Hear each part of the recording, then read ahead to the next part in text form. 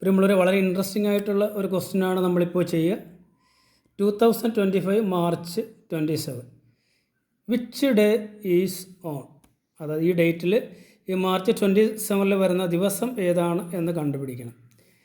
ഇത് കണ്ടുപിടിക്കുവാനായിട്ടുള്ള മാർഗങ്ങൾ നമ്മൾ നോക്കുവാൻ പോവുകയാണ്.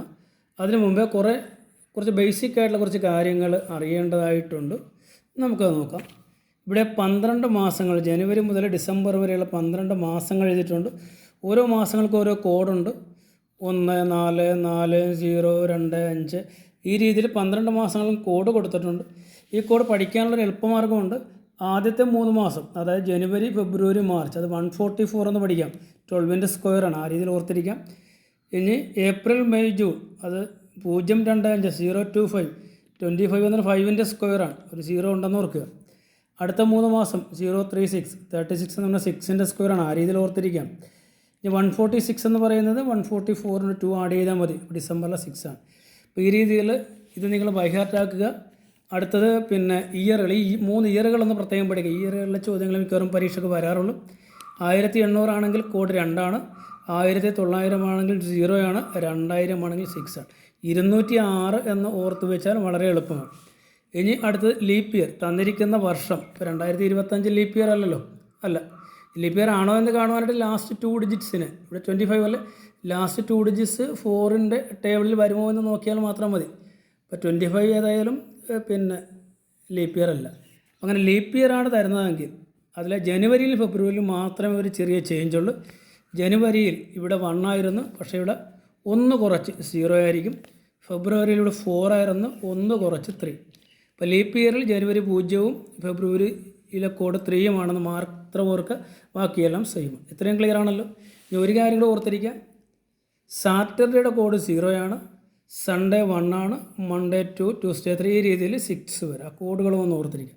ഇത്രയും കാര്യങ്ങൾ പഠിച്ചു വെച്ചാൽ നമുക്കിതിൻ്റെ ആൻസർ വളരെ വേഗം എഴുതാം. ഓക്കെ, നമുക്ക് പോയാലോ. 2025 അല്ലേ. 2025 ഞാനൊന്ന് സ്പ്ലിറ്റ് ചെയ്ത് എഴുതാൻ പോവുകയാണ്. 2000 പ്ലസ് 25 പ്ലസ് 2025 മാർച്ച് അല്ലേ, പ്ലസ് മാർച്ച് 27, അതും സ്പ്ലിറ്റ് ചെയ്ത് 27. ഒരു കാര്യം കൂടി എഴുതണം, അതെന്താണ്? ഈ 25-ൽ എത്ര ലീപ്പ് ഇയർ ഉണ്ട്? 25-ലെ ലീപ്പ് ഇയർ കാണുവാനായിട്ട് 25-നെ 4 കൊണ്ട് ഡിവൈഡ് ചെയ്താൽ മതി. 25-നെ 4 കൊണ്ട് കംപ്ലീറ്റ് ആയിട്ട് ഡിവൈഡ് ചെയ്യുമ്പോൾ എത്ര കിട്ടും? 6 അല്ലേ. 6 4 24 അല്ലേ. ഇതാണ്. ഇത്രയും കാര്യങ്ങൾ നമ്മൾ എഴുതി. ഇനി നോക്കുക, ഈ 2000ൻ്റെ കോഡ് നമ്മൾ കണ്ടുപിടിച്ച് വെച്ചിട്ടുണ്ട്. എത്രയാണ്? 2000ൻ്റെ കോഡ് 6 പഠിച്ച് വെക്കണം. അപ്പോൾ നമ്മൾ 2000ന് പകരം അതിൻ്റെ കോഡ് എഴുതാം, 6 എഴുതി. ഈ 25-ന് യാതൊരു മാറ്റവുമില്ല, അങ്ങനെ തന്നെ എഴുതി. മാർച്ചിൻ്റെ കോഡ് നമ്മൾ പഠിച്ച് വെച്ചിട്ടുണ്ട്. മാർച്ചിൻ്റെ കോഡ് 4 ആണ്. അപ്പോൾ മാർച്ചിൻ്റെ കോഡ് നമ്മൾ എഴുതി. ഈ ഡേറ്റ് 27-ന് യാതൊരു മാറ്റവുമില്ല, പ്ലസ് ഇത് ലീപ്പ് ഇയറുകളുടെ എണ്ണമാണ്, അത് 6. ഇതെല്ലാം കൂടെ കൂട്ടിയാലോ, 25-ഉം 6-ഉം 31, 31-ഉം 4-ഉം 35, 35-ഉം 6-ഉം 41, 41-ഉം 7-ഉം 48, 48 20, 68 കൂട്ടിയാൽ കിട്ടും. ഇതുകൊണ്ട് തീർന്നില്ല. ഈ 68-നെ 7 കൊണ്ട് ഡിവൈഡ് ചെയ്യുക. 7 എന്ന് പറയുന്ന ദിവസങ്ങളുടെ എണ്ണമാണ്. 7 കൊണ്ട് ഡിവൈഡ് ചെയ്താൽ നമുക്ക് എത്ര കിട്ടും? 9/7 63 അല്ലേ. 9 പ്രാവശ്യം 7 63 അല്ലേ. എത്ര കിട്ടും?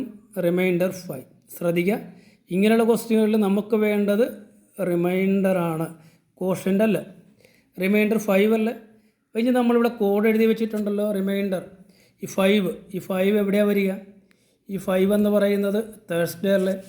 അതായത് നമ്മുടെ ആൻസർ എന്താണ്? നമ്മുടെ ആൻസർ തേഴ്സ്ഡേ. നിങ്ങൾ ഓർക്കുക, 2025 മാർച്ച് 27 എന്ന് പറഞ്ഞാൽ ഇന്നത്തെ ഡേറ്റ് അല്ലേ. ഇന്നത്തെ ദിവസം എന്ന് പറയുന്നത് വ്യാഴാഴ്ചയല്ലേ, തേഴ്സ്ഡേ അല്ലേ. ഈസി ആയിട്ട് നമുക്ക് കണ്ടുപിടിക്കാൻ പറ്റിയല്ലോ. ഇതേപോലെ നിങ്ങളും ഇതേപോലെ ഒരു ഇയർ എടുത്തിട്ട്, ഡേറ്റൊക്കെ എടുത്തിട്ട് ഇതേ രീതിയിൽ ഒന്ന് ചെയ്യുക. ഇത് പരീക്ഷകളിലൊക്കെ ചോദിക്കുന്ന ചോദ്യങ്ങളാണ്, PSC SSC പരീക്ഷകളിലൊക്കെ വരും. അപ്പോൾ ഇത് നന്നായിട്ട് മനസ്സിലായി എന്ന് വിചാരിക്കുന്നു. Thank you.